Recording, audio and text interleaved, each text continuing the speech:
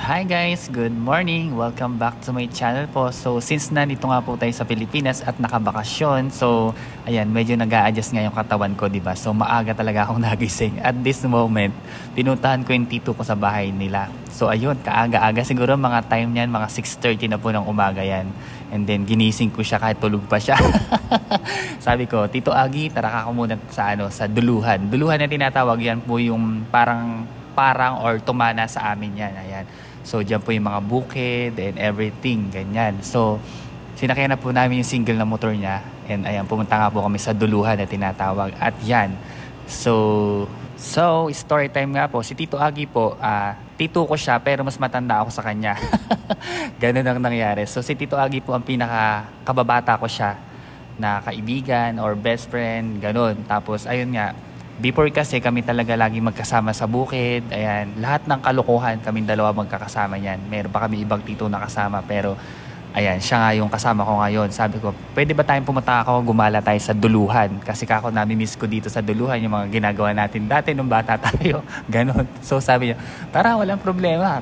So ayun nga po. So yun nga po guys. At syempre nga po, di ba, umaga. So hindi pa po kami nagbe-breakfast noong time na yan. Sabi ko, Tito Agi, baka naman meron tayong madadaanan dito na pwede natin kainan. Sabi niya, sige, meron ako alam na ano daw, Paris. So ito nga po, nakarating na po kami sa Paris na sinasabi niya. Ang sarap.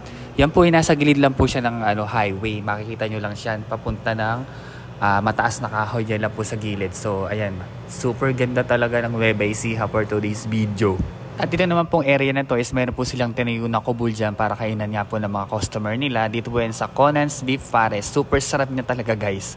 So ayan nga po, nag-order na po kami ng tigisan ni Tito Agi. At also nag-extra rice na po kaming dalawa dyan. At ayan, napakadaming sahog na kanilang pares. So ate, pakibukas nga po anong ganyan-ganyan. Huy! Charis! So ayan nga po, binuksan ni ate. Nakita nyo na may laman, napakadami talaga guys. So ayan nga po, napakasarap for today's video. So sa gilid nga po yan ng highway. So ayan o, diba? Kaya, pero kung pupunta po kayo dito, syempre mag-iingat kayo. Huwag kayong basta-basta punta ng punta sa gilid. Baka kayo mahagip na mga sasakyan.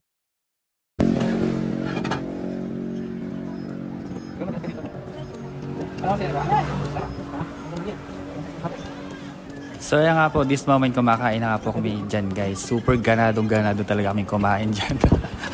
Napakasarap. Tapos ayan nga po, nagbigay ng kalamansi. Tapos meron po dyan, ayun po itawag dyan, garlic na ginisa pa. Hindi, yung garlic na tinosted na garlic. Super sarap niya. Dagdagan nyo ng madaming garlic talaga.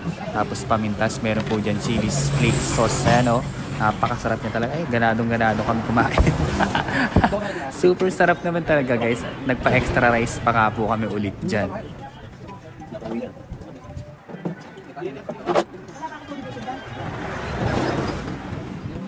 So yan nga po, sulit na sulit talaga ibabayad nyo po dyan. Mabubusog talaga kayo ng bonggang-bongga. Yun nga pong halaga niyang binili namin is 40 pesos lang po isang order. Tapos po yung rice parang 15. So 55 lang po lahat isang order kasama yung rice. Sobrang busog na po talaga kayo.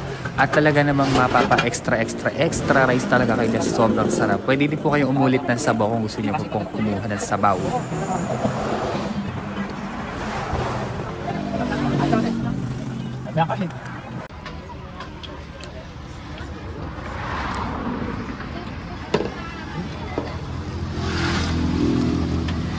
At yan nga po, nakatapos na po tayong kumain. Meron naman po dyan nagtitinda ng pakwan sa gilid-gilid po dyan. Madami po silang tindang pakwan, melon, tas mga ibang prutas. So, ayan po, kung gusto nyo din bumili, pwede po kayong bumili dyan for today's video. So, ayan na nga po.